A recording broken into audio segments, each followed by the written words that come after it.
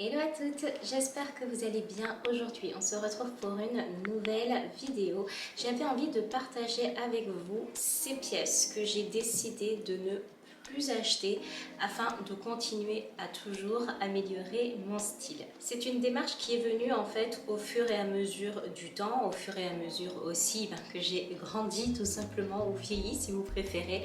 Mais c'est vrai que je me suis rendu compte qu'il y avait des pièces sur lesquelles avant je m'arrêtais, que j'achetais parce que je les trouvais juste jolies par exemple, et qu'en fait je ne portais pas. Et je me suis penchée en fait sur ces pièces qui sont dans le dressing de toutes et du mien également, en me questionnant sur pourquoi est-ce que ce produit est dans mon dressing et pourquoi est-ce que je ne le porte pas.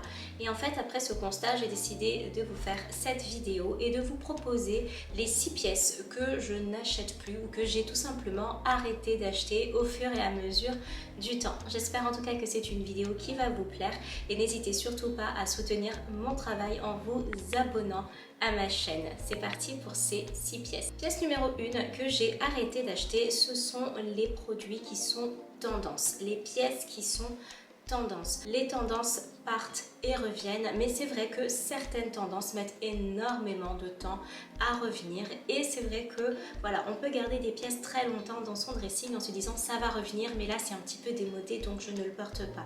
J'ai décidé de ne pas avoir de vêtements démodés dans mon dressing et en ayant vraiment des basiques et axer plutôt mon dressing sur des basiques que sur des pièces qui sont réellement tendances. Ensuite, ça va dépendre évidemment des tendances. Si la tendance est à l'imprimé léopard, voilà, on en voit partout, c'est la tendance du moment. Je vais me poser la question de si c'est mon style. Est-ce que c'est mon style? Non, ce n'est pas mon style de mettre du léopard partout, alors je ne succomberai pas à cette tendance. Si demain la mode est à la chemise oversize par exemple, alors là c'est vrai que j'aurais un petit peu moins de mal parce que je me serais questionnée. Est-ce que c'est mon style? Oui. Est-ce que je pourrais le porter l'année prochaine, l'année d'après et encore l'année d'après? Oui, évidemment. Donc à ce moment-là, ça ne me dérangera pas de l'acheter. Mais quand ce sont de vraies tendances très pointues, qu'on n'a jamais vues avant par exemple, et qui ne rentrent absolument pas dans votre style, il n'y a pas de nécessité à l'acheter. Ça ne fera pas de vous quelqu'un de mieux ou de meilleur si vous suivez une tendance particulière, surtout si elle ne vous va pas et que vous n'êtes pas à l'aise avec cette tendance, juste sous prétexte d'être dans la tendance. Produit numéro 2, les couleurs flashy. Alors c'est surtout, j'ai remarqué au niveau des pantalons que j'ai fait vraiment cette démarche d'arrêter d'acheter des produits. Si vous me suiviez au tout début de mon blog, donc pour celles qui ne le savent peut-être pas, j'ai commencé sur un blog qui a craché tout simplement, qui s'est planté, et donc il a fallu tout recommencer. J'ai perdu tous mes articles. J'avais des articles qui dataient de 2011, donc ça fait très longtemps que j'écris sur ce blog. Vous ne pouvez plus tomber désormais sur ces tenues que je portais, mais je portais très facilement des pantalons rose fluo, vert fluo, etc. Et je me suis rendu compte qu'en fait je ne me sentais pas bien dans ces vêtements, et la seule raison pour laquelle je les avais achetés, c'était pour me démarquer du reste des gens. Pas parce que je ne voulais pas être conformiste ou comme tout le monde, je voulais juste qu'on me remarque, et c'était pour moi en tout cas la raison pour laquelle j'achetais des pièces qui sont très flashy.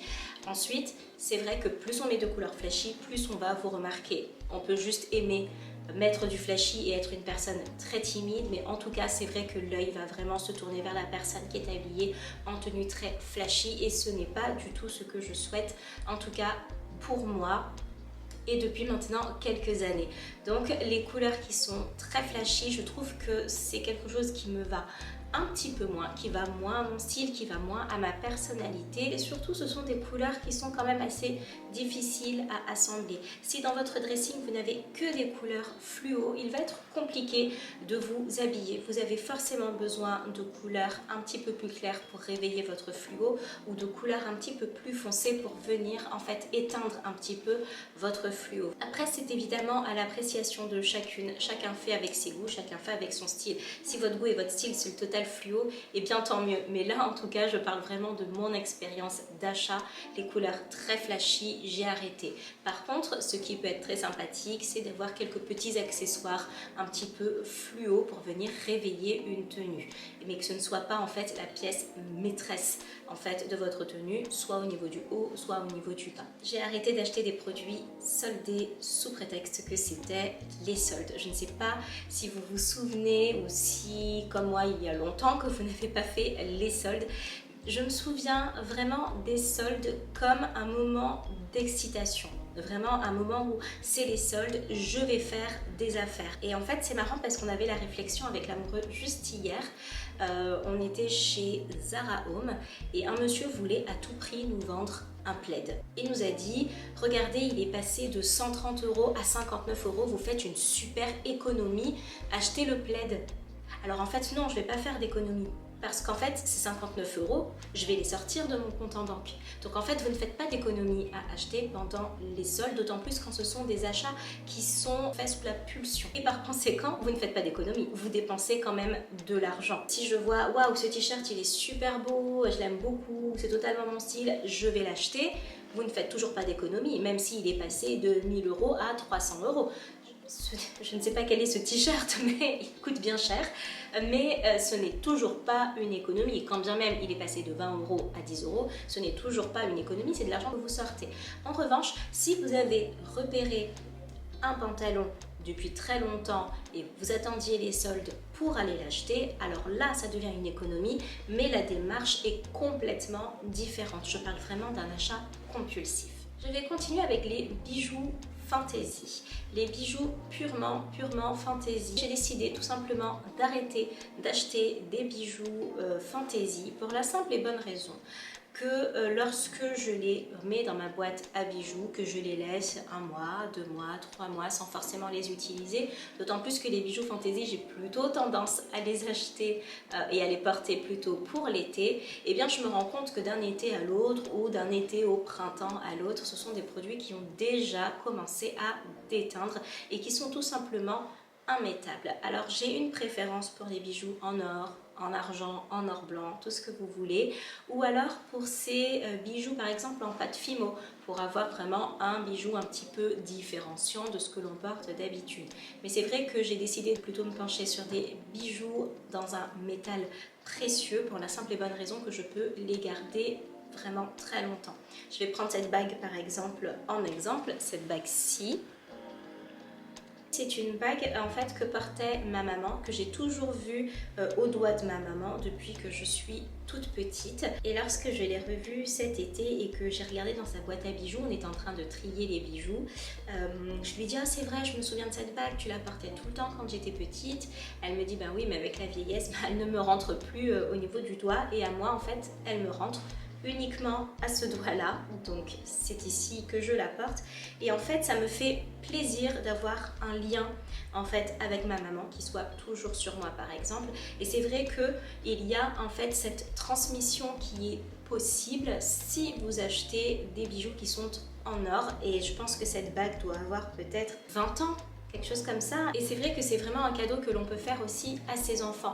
Alors même si vous n'avez pas forcément l'âge d'en avoir, puisque voilà, c'est vrai qu'on est quand même assez nombreuses ici, je me dis en fait que c'est quelque chose de très important et de très intéressant de pouvoir transmettre en fait les bijoux de famille, des bijoux comme ça entre générations.